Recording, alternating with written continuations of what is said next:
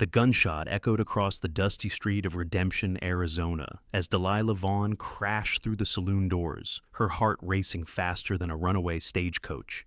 It was 1878, and trouble had finally caught up with her, just as surely as the sunset painted the western sky. Delilah's emerald eyes scanned the crowded saloon, searching for a way out. Her copper hair tumbled from its pins as she pushed past card players and whiskey drinkers. Behind her, the heavy footfalls of Silas Blackwell, the most feared outlaw in 3 territories, closed in. She'd been running from him for 3 weeks since escaping his gang, and now her luck had run dry, like a desert creek in August. "There's nowhere to run, little songbird," Silas called, his voice carrying over the suddenly quiet room. The piano player's fingers hovered above the keys, and conversations died mid-sentence.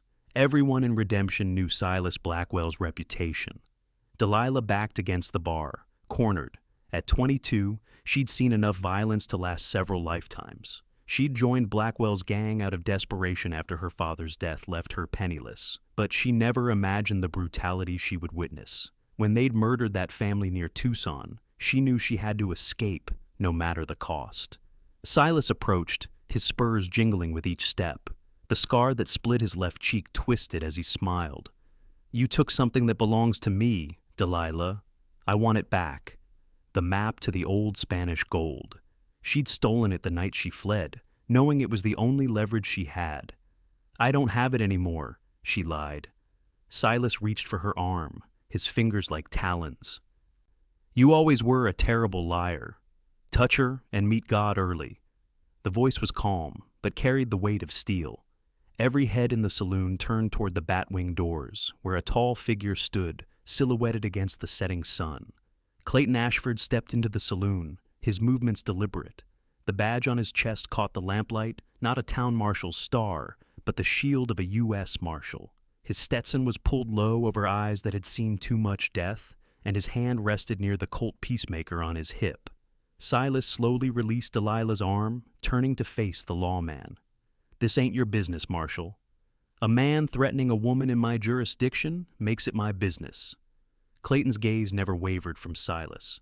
"Step away from her." The tension stretched like a bowstring ready to snap. Delilah held her breath, watching the silent battle of wills between the outlaw and the lawman.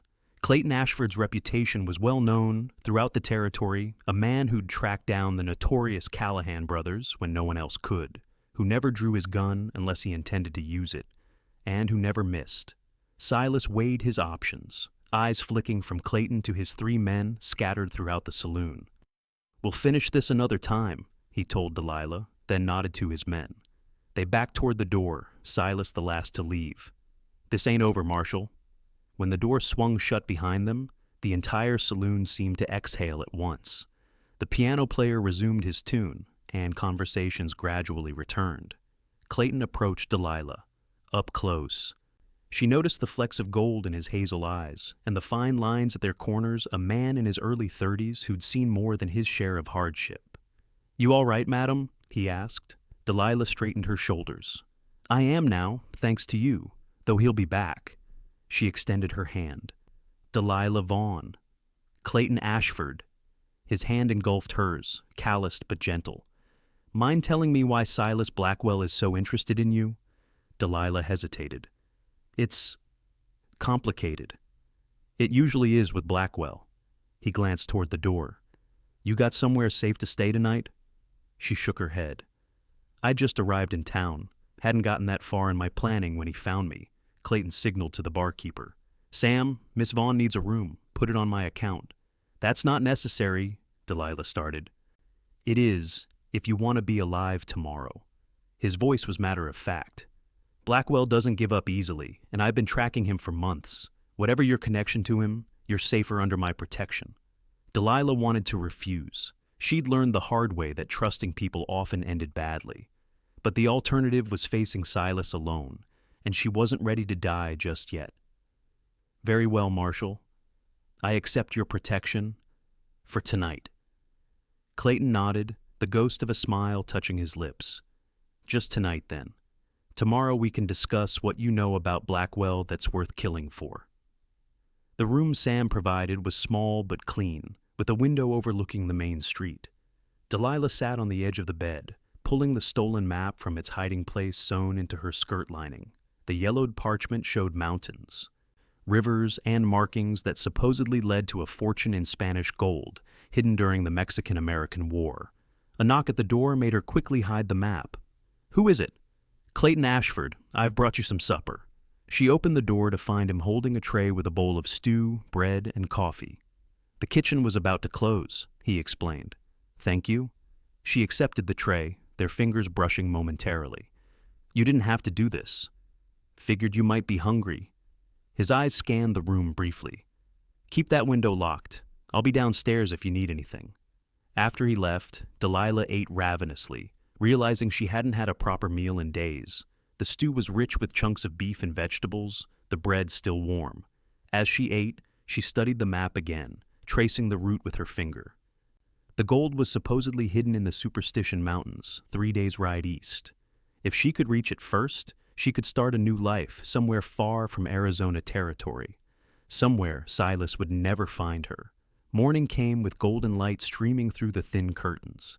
Delilah had slept fitfully, dreams filled with Silas's mocking laughter and the faces of the family she couldn't save. She dressed quickly in her travel-worn clothes and tucked the map back into its hiding place. When she descended the stairs to the saloon, now serving as a breakfast room, she found Clayton at a corner table, a cup of coffee before him. He rose when he saw her. "Sleep well?" he asked. "Well enough?" She sat across from him. "I'm grateful for your help last night, Marshal. But I should be moving on today." Clayton studied her over his coffee cup. "Running won't solve your problem. Blackwell's men were watching the hotel all night. They're still out there." Delilah's heart sank. "You don't understand. I can't stay here." "Then help me understand." He leaned forward. "Why is Blackwell after you?" She hesitated, weighing her options. Clayton Ashford seemed honorable, but she'd been deceived before. "I was part of his gang," she admitted finally. "Not by choice, at least not entirely. My father died last year, left nothing but debts. Silas offered me protection, a place in his operation." "Doing what?" "I sang in saloons where his men gathered information, occasionally diverted attention while they robbed the place." She looked down at her hands. "I never hurt anyone. Until you ran." She met his eyes. "They murdered a family near Tucson, a farmer who refused to sell his land, his wife, their children. I couldn't be part of that anymore." Clayton nodded. "And what did you take that has Blackwell so riled up?" Again, that moment of hesitation. "Information about his next targets, his hideouts." "Not the full truth, but we'll get there," Clayton said, surprising her with his perception. "I've been after Blackwell for 8 months. He and his gang have robbed stagecoaches, trains, and banks from Texas to California. They've killed at least 15 people that we know of." "More," Delilah said quietly. "There are more." A hardness entered Clayton's eyes. "Then you understand why I need your help. Whatever information you have could save lives." Delilah took a deep breath. "If I help you, what happens to me?" "I was still part of his gang." "You testify against Blackwell and his men, and I'll speak to the judge about leniency. You could get a fresh start." A fresh start.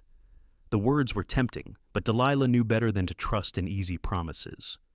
"And if I refuse?" Clayton's expression was unreadable. "Then you're on your own with Blackwell. I can't force you to help me." The choice wasn't really a choice at all. "All right, Marshal, I'll help you. But first, we need to get out of Redemption. Silas has too many friends here." "I've already arranged transportation. There's a freight wagon leaving for Tucson in an hour. We'll be on it." "Tucson?" Delilah's voice rose. "That's the wrong direction. We need to go east." Clayton's eyebrow raised slightly. "East to what, Miss Vaughn?" She caught herself. "Nothing, just away from Silas. Tucson is the nearest telegraph office. I need to contact my superiors." His eyes narrowed slightly. "Unless there's something east that you're not telling me about." Delilah forced a smile. "No, of course not. Tucson is fine." They left the hotel an hour later. Clayton had procured a simple dress and bonnet for Delilah to disguise her appearance. He himself had exchanged his marshal's badge for plain clothes, though the peacemaker remained at his hip. The freight wagon was loaded with supplies for Tucson, leaving just enough room for them among the crates. The driver, a grizzled old man named Jenkins, barely acknowledged them as they climbed aboard. "Keep your head down," Clayton murmured as they passed the general store. Two of Silas's men lounged outside, apparently uninterested in the departing wagon. "They're looking for a copper-haired woman in a Marshal, not a married couple on a supply wagon." "Married couple?" Delilah whispered back. Clayton's mouth quirked up at one corner. "Easiest cover, unless you prefer to be my prisoner in chains." Despite the danger, Delilah felt a smile tug at her lips. "I suppose I can tolerate being Mrs. Ashford for a day." They passed the town limits without incident, the road stretching before them across the desert landscape. The sun climbed higher, beating down mercilessly. Clayton offered Delilah a canteen, their fingers touching briefly as she accepted it. "How did you become a marshal?" she asked after a while, needing conversation to distract from the heat and dust. Clayton was silent for so long, she thought he wouldn't answer. "War changed me," he finally said. "Fought for the Union. Came west after, tried ranching in Colorado. Then some outlaws killed my neighbor's family." His jaw tightened. "I tracked them down. Afterward, a federal judge suggested I put those skills to better use." "How long ago was that?" 7 years. He turned to study her. "What about you? How does a young woman end up riding with Silas Blackwell?" Delilah watched the desert landscape roll by. "My father was a gambler. We moved from town to town across the territories. He'd win big, lose bigger, and we'd move on. After he died, I tried making an honest living, but..." She shrugged. "A woman alone doesn't have many respectable options out here." "So Blackwell offered you a different option?" "He was charming at first. Said I had a pretty voice, that I could sing in saloons while his men played cards. Easy money." She laughed bitterly. "By the time I realized what I'd gotten into, it was too late to walk away." "Until you did." "Until I did," she agreed. "And now, here I am, running for my life with a lawman I barely know." Clayton's eyes held hers. "Better than running with an outlaw who'd kill you without blinking." The wagon hit a rut, jolting them closer together. For a moment, they were pressed shoulder to shoulder, hip to hip. Delilah felt her heart quicken, and she quickly shifted away. They traveled through the day, stopping only briefly to water the horses. By late afternoon, dark clouds gathered on the horizon. "Storm coming," Jenkins called back to them. "Might have to make camp if it hits before we reach the way station." Clayton scanned the surroundings with a practiced eye. "How far to the way station? 2 hours? Maybe 3. The first fat raindrops began to fall as the wind picked up. Within minutes, it became a downpour. Jenkins fought to control the horses as the trail turned to mud. "There's an old line shack about half a mile east," he shouted over the storm. "We'll hole up there." The shack was little more than 4 walls and a roof, abandoned by cowboys years ago. Jenkins led the horses into a lean-to, beside it while Clayton and Delilah hurried inside. The interior was dusty but dry, with an old iron stove in one corner and a rickety table with 2 chairs. "Not exactly the Grand Hotel," Clayton remarked, shaking water from his hat. Delilah wrung out her skirt. "I've stayed in worse." Clayton found some dry wood stacked by the stove and soon had a small fire going. Jenkins brought in some supplies from the wagon: jerky, hardtack, and coffee. "Storm might last all night," the old man said. "Best get comfortable." As darkness fell, the storm intensified. Wind howled around the corners of the shack, and lightning illuminated the room in brief, stark flashes. Jenkins claimed a spot near the door, wrapping himself in a blanket and promptly falling asleep, his snores soon competing with the thunder. Delilah sat near the stove, the fire's glow highlighting her features. She'd removed her bonnet, and her copper hair tumbled around her shoulders. Clayton found himself watching her, noticing how the light danced across her face. "You should get some rest," he said, breaking the silence. "Tomorrow will be another long day." "I'm not sure I can sleep." She stared into the flames. "Every time I close my eyes, I see that family." The little boy couldn't have been more than 5. Clayton moved to sit beside her. "That's not on you, Delilah." "Isn't it? I was there. I knew what kind of man Silas was." Her voice was barely audible over the storm. "I could have left sooner. I could have warned them. And gotten yourself killed." Clayton hesitated, then placed his hand over hers. "You're doing the right thing now. That counts for something." She looked up at him, vulnerability in her eyes. "Does it? Will helping you bring those people back?" "No," he admitted, "but it might prevent others from suffering the same fate." A particularly violent gust of wind rattled the shack's walls. Delilah instinctively moved closer to Clayton, and he found his arm slipping around her shoulders. For a moment, they remained that way, taking comfort in each other's warmth. "Why did you become a marshal?" she asked softly. "The real reason." Clayton was silent for a long moment. "I watched my brother die at Gettysburg. Couldn't do anything to stop it. Afterward, I promised myself I'd never stand by helplessly again." His voice roughened. "Sometimes I think I'm still trying to save him." Delilah's hand found his. "I'm sorry about your brother. It was a long time ago." But the way his fingers tightened around hers suggested otherwise. They fell silent, listening to the storm rage outside and Jenkins's steady snores.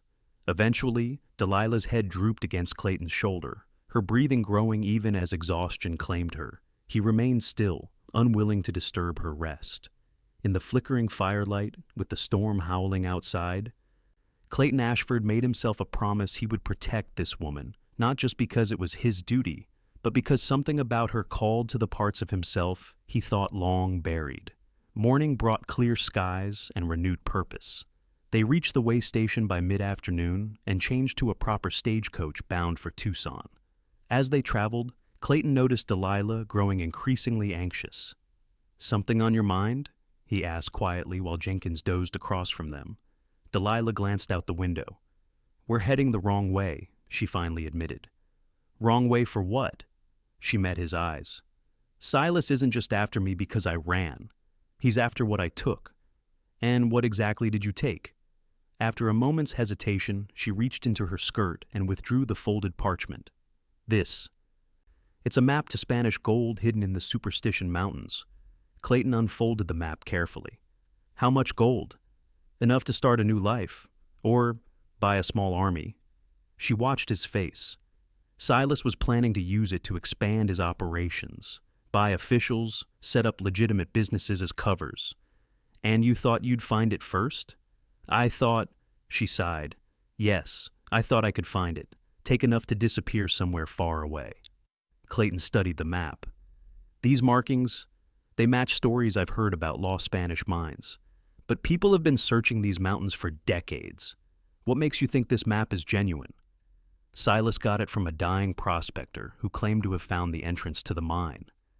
The man lasted long enough to draw this map, but died before revealing the exact location. Delilah leaned closer, pointing to markings on the parchment. "These are landmarks. That formation there, they call it Weaver's Needle, and this line here follows what must be a creek bed." Clayton's eyes met hers, their faces inches apart.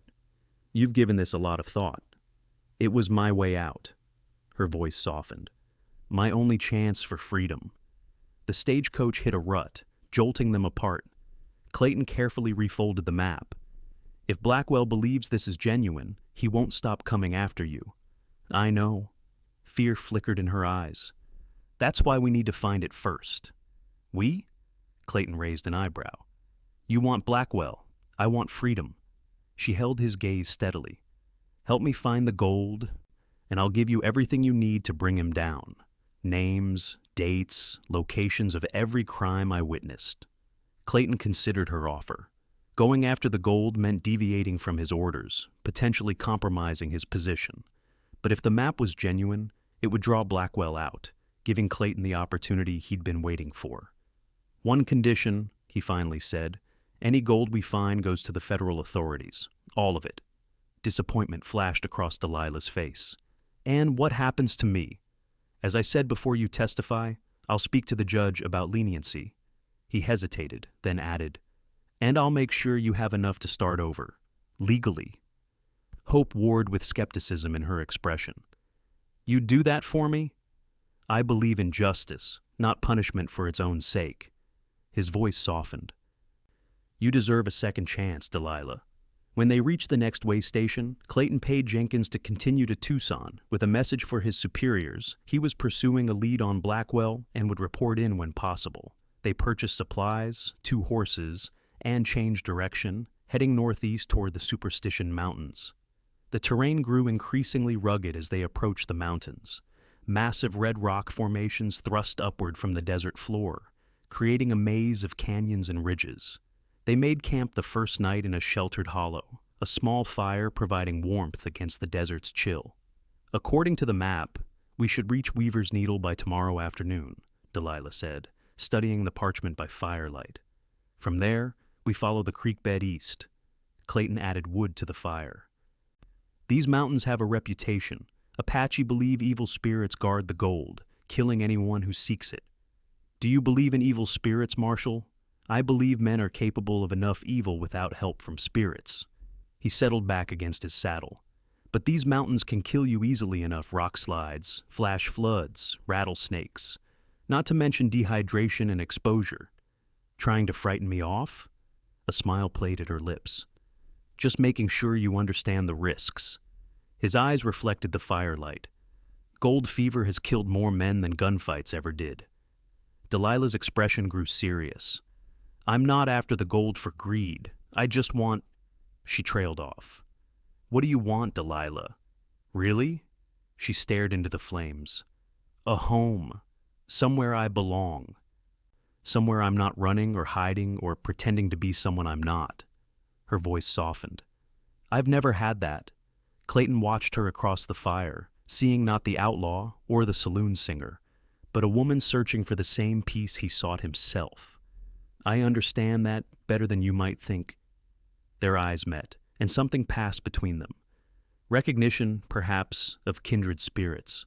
For a moment, the badge and the stolen map didn't matter.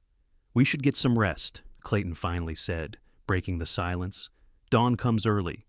They set out at first light, following game trails into the heart of the mountains.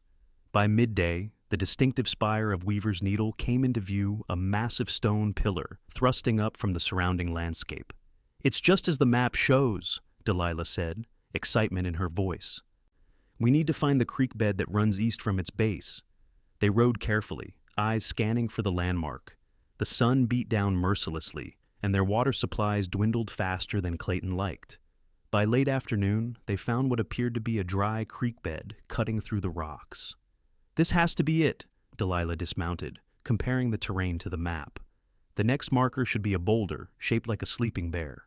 They followed the creek bed, leading their horses over the rocky ground. The canyon walls rose higher around them, casting long shadows as the sun began its descent. Just as Clayton was about to suggest making camp for the night, Delilah pointed ahead. "There, do you see it?" A massive boulder, weathered by centuries of wind and rain, stood at the junction of 2 ravines. With some imagination, it resembled a bear at rest. "According to the map, we follow the left ravine until we reach a stand of cottonwoods." Delilah's voice held barely contained excitement. "The entrance to the mine should be nearby." Clayton studied the deepening shadows. "It's getting dark. We should make camp and continue in the morning." Delilah looked ready to protest, but nodded reluctantly. They made a cold camp, not risking a fire in the narrow confines of the ravine. As night fell, the temperature dropped dramatically, and they huddled close for warmth. "Tell me about your life before Blackwell," Clayton said, as they shared the last of their jerky. Delilah was quiet for a moment. "I was born in St. Louis. My mother died when I was 8. After that, it was just my father and me, moving from town to town, following his next big game." A hint of fondness crept into her voice. "He wasn't a bad man, just restless. Couldn't stay in one place too long. And you?" "I dreamed of stability, a home, friends who knew my name." She smiled sadly. "Ironic that I ended up even more rootless than he was. What would you do if you could settle somewhere?" The question seemed to surprise her. "I've never really thought beyond escaping." She considered for a moment. "I'd like to open a millinery shop. I've always been good with my hands, creating things." She looked embarrassed. "Silly dream, I suppose." "Not silly at all." Clayton's voice was gentle. "Everyone deserves a dream." "What about you, Marshal? What happens after Blackwell?" The question caught him off guard. For so long, catching Silas Blackwell had been his sole focus. I haven't thought much beyond that either. Surely there's something you want from life. Clayton stared up at the stars visible between the canyon walls. I had a ranch once, in Colorado. Small place, but the land was good. Sometimes I think about going back to that life. Why don't you? The badge becomes a part of you after a while. He glanced at her. Or maybe it's just easier than admitting there's nothing waiting for me if I did go back. Delilah's hand found his in the darkness. Perhaps you need a new dream too. Her touch was warm, comforting. Clayton found himself lacing his fingers with hers, neither of them acknowledging the gesture, but neither pulling away. They fell asleep that way, hands joined, under the vast desert sky. Dawn revealed the ravine stretching before them, twisting deeper into the mountains. They followed it carefully, leading their horses over increasingly difficult terrain. By mid-morning, they spotted a cluster of cottonwood trees ahead, somehow surviving in this harsh landscape, likely fed by an underground spring. "We're close," Delilah breathed, consulting the map. The entrance should be in a rock face near the cottonwoods, marked by 3 stacked stones. They tied their horses near the trees, where a small seep provided water, and began searching the surrounding cliffs. Clayton scaled a rocky slope, examining every crevice and shadow. "Over here!" he called after nearly an hour of searching. Delilah scrambled up to join him. There, half hidden by brush and fallen rocks, was a narrow opening in the cliff face. Before it stood 3 stones balanced atop each other, clearly placed there by human hands. "This is it," Delilah whispered, her voice tinged with awe. Clayton approached cautiously, removing brush from the entrance. "Stay behind me," he instructed, drawing his peacemaker. "If anyone's been here before us, they might not welcome company." The passage was narrow, but tall enough to walk upright. Clayton lit a lantern he had brought from his saddlebags, and they ventured inside. The air grew cooler as they moved deeper, the walls changing from rough stone to worked surfaces, clear evidence of mining. "Spanish stonework," Clayton observed, holding the lantern higher. "This tunnel has been here for centuries." They continued forward, the passage gradually widening until it opened into a larger chamber. Clayton raised the lantern, and both of them gasped. The chamber walls glittered with veins of gold, winking in the lantern light. Against one wall stood stacks of ingots, bearing Spanish markings. Tools lay scattered about: picks, shovels, leather buckets abandoned by miners long dead. "It's real," Delilah breathed, her eyes wide. "All of it." Clayton moved forward cautiously, examining the chamber. The Spanish must have been forced to abandon it suddenly, perhaps as Apache raids or lack of water. He lifted one of the ingots, testing its weight. "There's a fortune here." Delilah ran her fingers along a gold vein in the wall. "Enough to disappear forever. Or enough for Blackwell to become the most dangerous man in the West." Clayton set down his lantern on a flat rock. "We need to get word to the authorities. This much gold needs protection." A new voice echoed from the tunnel behind them. "I couldn't agree more. Marshal." They whirled to find Silas Blackwell standing in the chamber entrance, pistol drawn. Behind him loomed 3 of his men, all armed. "I must thank you both," Silas continued, stepping into the chamber. "Tracking you was so much easier than deciphering that map ourselves." Clayton's hand hovered near his holster. "That's far enough, Blackwell." "I think not, Marshal." Silas's eyes gleamed with avarice as he surveyed the chamber. "Drop your gun, slowly." Clayton's mind raced, calculating angles, distances, the positions of Blackwell's men. The odds were poor, 4 against 1, with Delilah potentially caught in the crossfire. "Don't do it, Clayton," Delilah said quietly. Silas laughed. "Listen to her, Marshal. Be a hero. Give me the excuse I've been waiting for." With deliberate slowness, Clayton unbuckled his gun belt, letting it fall to the ground. "This won't end well for you, Blackwell. My superiors know I'm tracking you."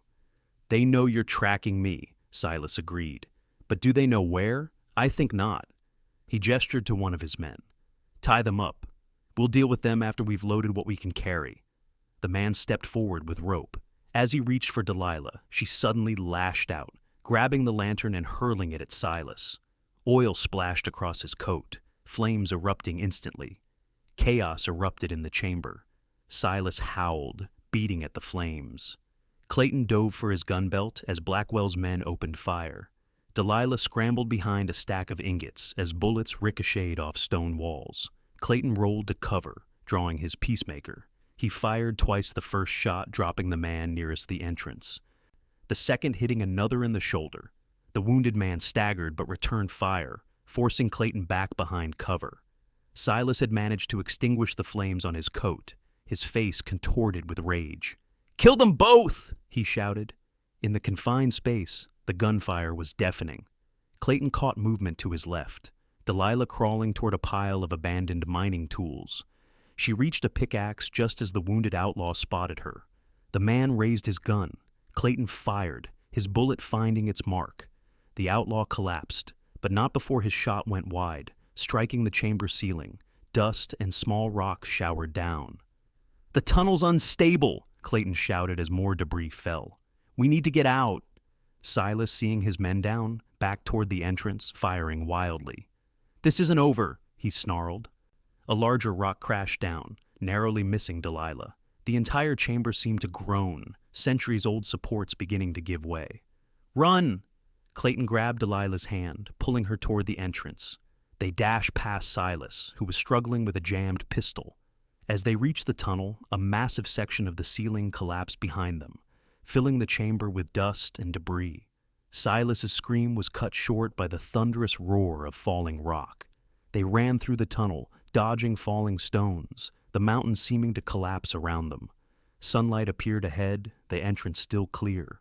With a final surge of energy, they burst from the tunnel into the open air, tumbling down the slope as a cloud of dust billowed from the cave mouth. When the dust settled, the entrance was gone, sealed by tons of rock. The Spanish gold, and Silas Blackwell with it, were buried once more. Clayton and Delilah lay on the ground, gasping for breath, covered in dust and small cuts. For a long moment, they simply breathed, grateful to be alive. Then, inexplicably, Delilah began to laugh, a sound of relief, of release, of freedom finally attained. Clayton turned to look at her, dirt streaking her face, copper hair wild with dust, laughing like she'd never stop, and found himself joining her. They laughed until tears streaked clean lines through the grime on their faces, until their sides ached and they could barely breathe. When their laughter finally subsided, Clayton reached over and took her hand. "Are you all right?" She nodded, squeezing his fingers. "The gold. Gone." He looked back at the sealed entrance. "Probably for the best." "Probably," she agreed, though a hint of regret colored her voice. Clayton sat up, wincing at his bruised ribs. "There's something you should know, Delilah. I wasn't entirely honest with you." She tensed. "What do you mean?" He reached into his shirt and withdrew a folded document. "I requested this before I left to track Blackwell." He handed it to her. "It's a pardon, for you, contingent on your testimony, of course." Delilah stared at the paper, her hands trembling slightly. "You had this all along? Why didn't you tell me?" "I needed to know I could trust you." He met her eyes. "That you'd help me because it was right, not because of what you could get from it." She studied his face. "And do you trust me?" "Yes." No hesitation now. "I do." Tears welled in her eyes, cutting fresh tracks through the dust. "No one's ever trusted me before." Clayton reached out, gently wiping a tear from her cheek. "Maybe it's time you had someone who did." They returned to their horses and made camp by the cottonwoods, both too exhausted to begin the journey back that day. As night fell, they sat beside a small fire, the events of the day settling over them like the stars appearing in the desert sky. "What happens now?" Delilah asked, her voice soft in the darkness. "We return to civilization. Report what happened." Clayton prodded the fire with a stick. "Blackwell's remaining men will scatter without him. And after that, what happens to me?" Clayton was quiet for a moment. "That depends on what you want, Delilah." She looked up at him, firelight dancing in her eyes. "I told you what I want. A home. Somewhere to belong. I know a town in Colorado," he said slowly. "Good people. They wouldn't ask too many questions about your past." He hesitated. "There's a small ranch outside town. Needs work. but the land is good." Hope flickered across her face. "Your ranch?" He nodded. "Been sitting empty for years. I've been thinking it's time to hang up the badge." "What are you saying, Clayton?" He moved closer, taking her hands in his. "I'm saying that maybe we both deserve a new start. Together, if you want." Delilah's breath caught. "You hardly know me." "I know enough." His voice was steady, certain. "I know you're brave and resourceful. I know you have a conscience that wouldn't let you continue with Blackwell. I know that when I'm with you, I can imagine a future beyond the next outlaw, the next assignment." He squeezed her hands. "The rest, we can learn together." Tears shimmered in her eyes. "I think I'd like that very much." Clayton leaned forward, his lips meeting hers in a gentle kiss. Delilah responded, her arms slipping around his neck, drawing him closer. In that moment, surrounded by the ancient mountains under a canopy of stars, two lost souls found their home in each other. 2 months later, Clayton and Delilah stood on the porch of a small ranch house in Colorado. The autumn air was crisp, the surrounding aspen trees blazing gold against the blue sky. Behind them, the house was coming back to life, new curtains in the windows, a vegetable garden taking shape, the barn repaired and housing 2 horses. "The town council approved your shop space," Clayton said, handing Delilah a letter. "You can start moving your supplies in next week." Her face lit up with joy. "I never thought I'd actually have my millinery shop." She looked out over the land that was now their home. "I never thought I'd have any of this." Clayton slipped his arm around her waist, drawing her close. "Believe it, Mrs. Ashford. It's real." They had been married by a judge in Denver after Delilah testified against Blackwell's remaining gang members. With the reward money for their capture and Clayton's savings, they had enough to restore the ranch and start her business in town. "I received a letter from the Department of Justice today," Clayton said.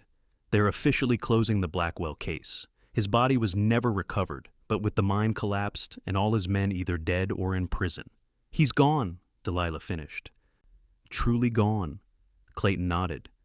"We're free to live our lives now. No more looking over our shoulders."